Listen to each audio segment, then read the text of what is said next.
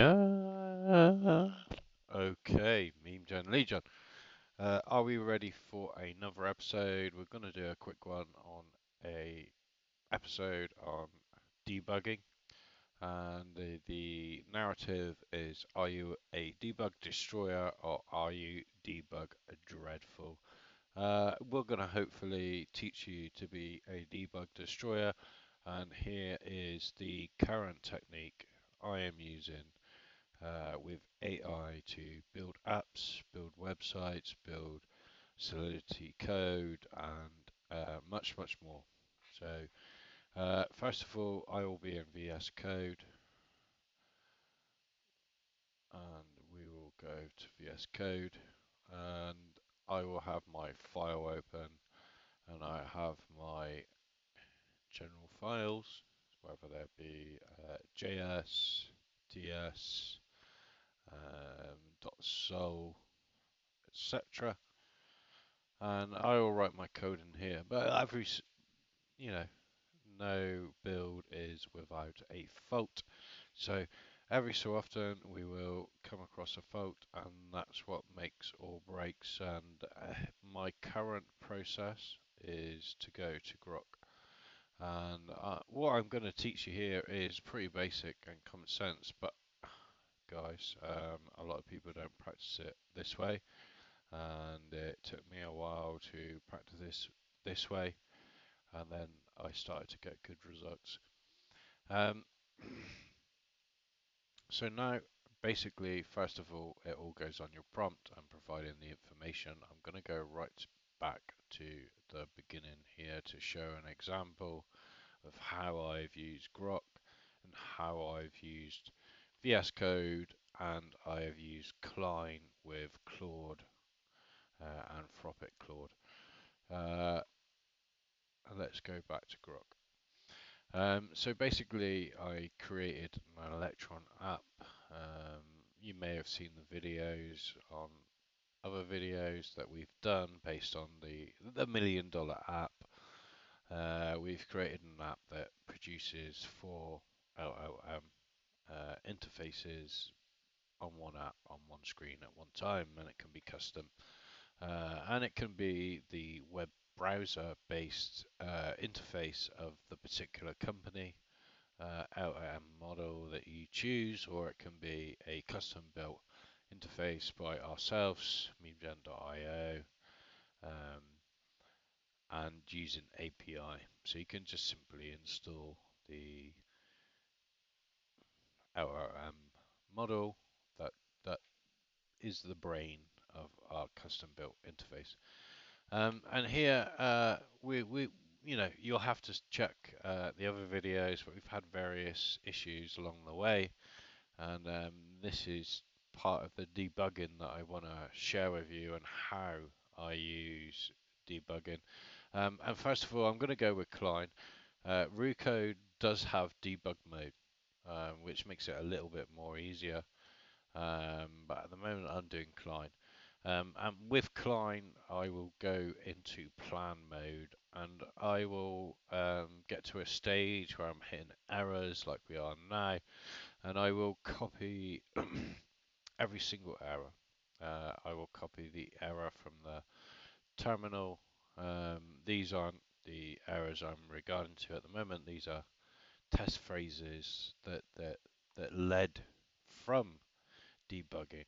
Um, so yes, I will supply them. I will supply the F12 console reports. I will supply the um, DevTools reports from the interfaces that we are building.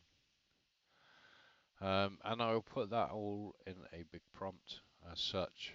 Um, and the more information that I give, along with a meaningful task, I've also give the main um, the main files for the project that regard to the errors that we're leading. Um, so GROK now has a good understanding, and it's given us several examples. And the reason I've gone to GROK from VS Code, some of you might ask, is if you're already using Claude example, at the time I was using 3.7 and 3.5. Uh, why do you need to go to GROK? And it was simply with this point, I hit a loop, a error loop, and it was just going round and round and round and round. And to me, that tells me that Claude's capacity had reached its full, and I needed to refine my prompt. I needed to find a new avenue. I needed potentially to find a new LLM. So I went to GROK 3, knowing that GROK 3's probably got one of the best stats out there. It's arguably the best up there as number one. Definitely a contender. So I shared, and I think this is the way to go with most tasks that you do with AI. Don't just use one LLM model. Use several LLM models, basically like the app that we were building, where you can combine several LLM models together in one instance. So yeah, that's pretty much where we were, and the debug mode. I We couldn't use the intercom for the Electron app that we built, and with GROK, I shared all the information. GROK gave us details of how to handle the information. I then went back to VS Code. I went into CLINE, and I started to share the data with CLINE. And this was all the way back through all these messages ago. So I'm not going to bore you to death with all of them. Pretty much where we've got to now is CLINE has used that information in plan mode. That's the key part. You put it into plan mode and you make a plan with CLINE. It's architecture mode, how you're going to implement changes. It will do example code snippets. The more data you give it, the more accurate it will be. And you can do mermaid diagrams as well. Mermaid diagrams, I'm going back through the data now. That's a structure diagram of the file system. So, but mermaid diagrams can say 1,000 lines of code, right? Sometimes. So, well, wrong way. That's why that update is particularly important for me, especially in the planning and architecture mode. And the problem went on to debug. We do have a working microphone now inside the ChatGPT website chat model, with the selections of models available. It's you can sign into your personal account on ChatGPT and all the rest of it. So it worked, and we can have a voice chat where previously we couldn't. Um, and that's why the debug mode is so efficient.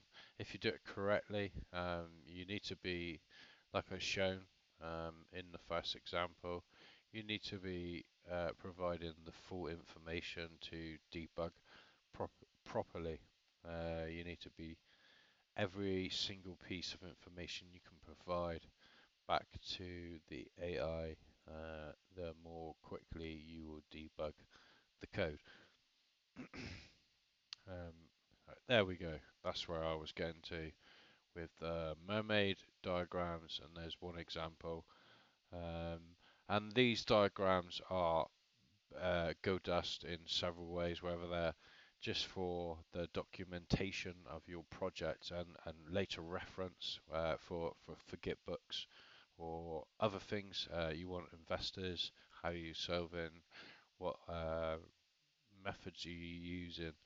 This is all there. This is all data you can use, and it's a powerful tool for startups right now to have this information. I mean, you can provide one of these. I can provide that. with a short prompt to any LLM model, and it's going to roughly know, if it knows the file base, what I'm trying to achieve. Where otherwise it would have took maybe about 700 lines of code and other data. It could have been even more. You know, I'm not gonna. It could have been a few thousand lines of code and data that you shared to get the same message across. So yeah, huge update. Really like it.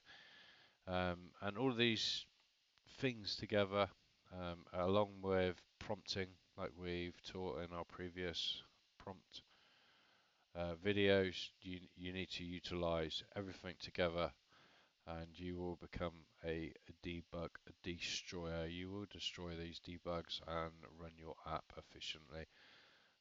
So yeah, that's quick video, guys. Another one for tonight, and peace out.